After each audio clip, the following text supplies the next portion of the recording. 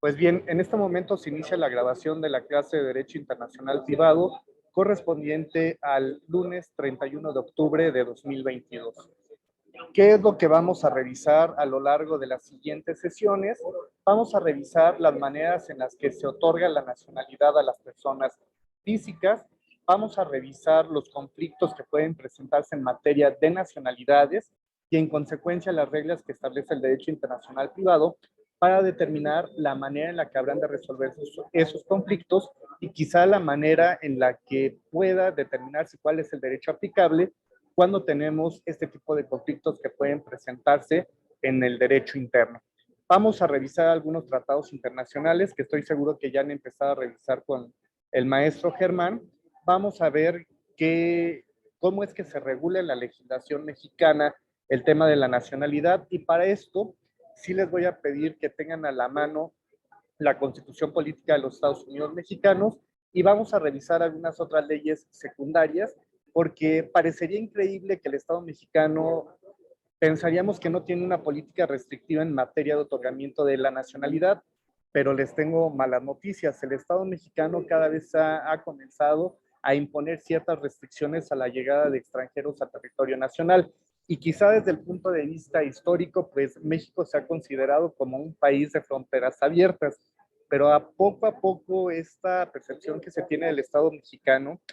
se ha ido cambiando, se ha ido transformando y se ha ido transformando porque justamente el Estado mexicano ha dejado de ser solamente un estado de paso, un país en el que solamente transite la gente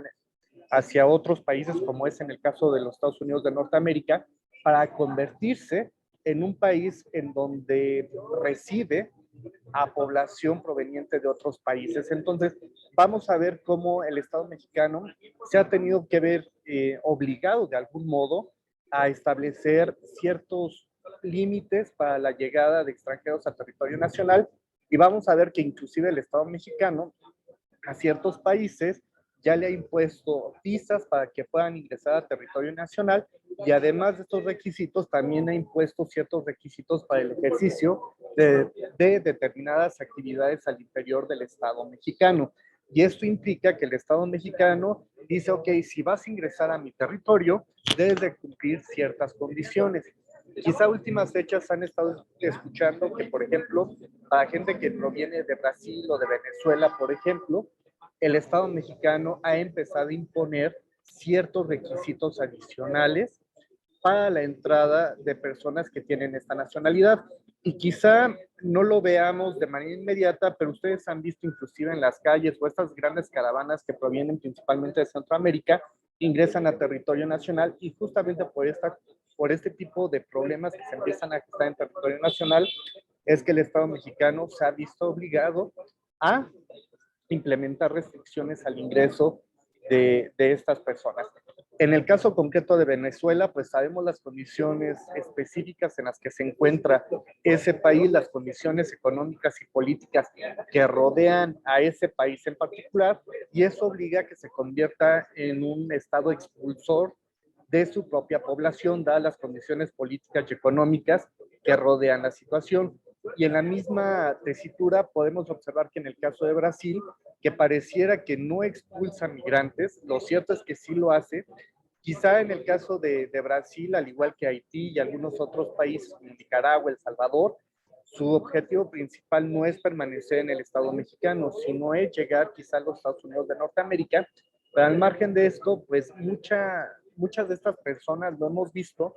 simplemente no pueden llegar a los Estados Unidos de Norteamérica y pues se ven obligados de algún modo a quedarse en territorio nacional. Y para esos efectos vamos a encontrar que la legislación mexicana pues sí establece ciertas limitantes, ciertas restricciones e inclusive para el tema del asilo o que tengan el carácter de refugiados, que lo vamos a ver, el Estado mexicano ha impuesto ciertas limitantes para poder otorgar o reconocer esos estatus migratorios en territorio nacional. Adelante, Daniela. Muchas gracias, profesor. Ahorita que comenta esto de las restricciones, me parece, no recuerdo muy bien si fue con este presidente actualmente de Estados Unidos o con el anterior, pero citaron al presidente de México porque precisamente estaba dejando pasar a muchas personas de los países que ahorita comentamos y les puso como, o les iba a imponer un tipo de sanción porque no querían que llegaran precisamente a Estados Unidos. Entonces, bueno, nada más como comentario. No, y es oportuno, Daniela, y es por lo siguiente. Lo que pasa es que finalmente el Estado mexicano de facto se ha convertido en un tercer Estado. Y se ha convertido en un tercer Estado porque finalmente Estados Unidos de Norteamérica no quiere a estos migrantes dentro de su territorio y lo que está haciendo es, ok, como no pueden estar en mi territorio, pues se van al estado por donde ingresaron, que normalmente es México. Y en la vía de los hechos, México, aunque ya tuvimos un cambio de presidente en los Estados Unidos de Norteamérica, en la etapa de Donald Trump, pues abiertamente México se constituyó como un tercer estado, como un estado receptor y de permanencia de los migrantes mientras esclarece su solicitud de refugio en los Estados Unidos de Norteamérica y permanecen en territorio nacional. México ha continuado siendo, digamos, el traspatio de los Estados Unidos en esta materia, porque aun y cuando hubo un cambio, y lo pongo entrecomillado, en el tema de política migratoria de los Estados Unidos de Norteamérica en relación a estas personas que provienen de estos países, lo cierto es que México se encuentra aún obligado a tener que recibirlos. Y derivado de estas situaciones que México ha tenido que imponer ciertas restricciones para el ingreso de estos individuos. Y es que parece mentira, pero a la fecha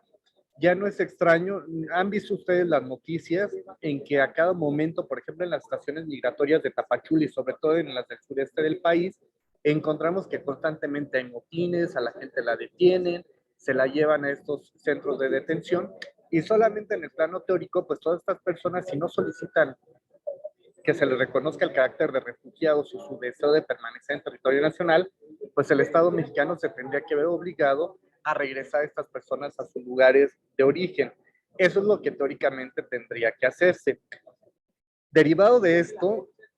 han habido cambios importantes en la legislación en materia de población en general y en materia de migración del Estado mexicano.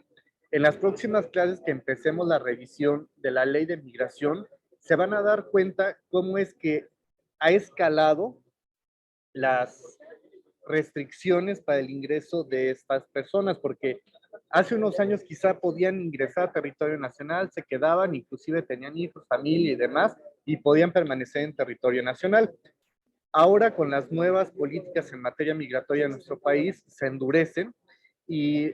inclusive quien llega con una visa de turista, y lo mismo que pasa cuando va un mexicano a los Estados Unidos, de que si ingresó a territorio estadounidense con visa de turista y lo encuentran realizando alguna actividad económica, eso sería motivo más que suficiente para que se mandara de regreso a su país de origen. Esto que sucede con los mexicanos en Estados Unidos, México con los cambios en la ley en materia de migración tiene que hacer exactamente lo mismo. Si tú ingresas a México y vienes con tu visa de turista, pero si te sorprenden prestando alguna o desarrollando alguna actividad económica o recibiendo ingresos sin haberlo reportado oportunamente al Instituto Nacional de Migración, le tendrían que decir adiós y lo tendrían que enviar de regreso a su estado de origen. Poco a poco vamos a ver estos cambios, pero en el tema de política migratoria es importante señalar que opera el principio de reciprocidad internacional que ustedes ya han visto a lo largo de este curso. Entonces, en la medida en la que un Estado se compromete o realiza ciertos actos, hay una respuesta de la contraparte. Es decir, si México impone restricciones para el ingreso de personas provenientes de Brasil o de Venezuela, seguramente esos países van a imponer alguna restricción al ingreso de mexicanos a su territorio. Y esto es con base en el principio de reciprocidad. Si tú no permites el libre ingreso de mis ciudadanos en tu territorio, ¿por qué yo habría de permitir el ingreso de tus ciudadanos al mío? Entonces, pueden imponerse esas restricciones y esto puede traer consecuencias desde el punto de vista estrictamente político entre los países que intervienen en esta situación. ¿De acuerdo? Lo vamos a revisar poco a poco. También vamos a revisar la condición jurídica de los extranjeros en territorio nacional y quizá en este apartado vamos a tener que desempolvar un poquito todo lo que tiene que ver con la... Vamos a tener que desempolvar aquí, espérenme tantito, es que hay un poquito de ruido. vamos a tener que desempolvar lo que establece la Constitución en materia, al menos de lo que sucede con los extranjeros en territorio nacional, lo de la cláusula Calvo y todos estos conceptos que ustedes ya conocen, en donde se establecen ciertas restricciones para la participación, sobre todo de las personas morales, en territorio nacional. ¿De acuerdo? Y por último,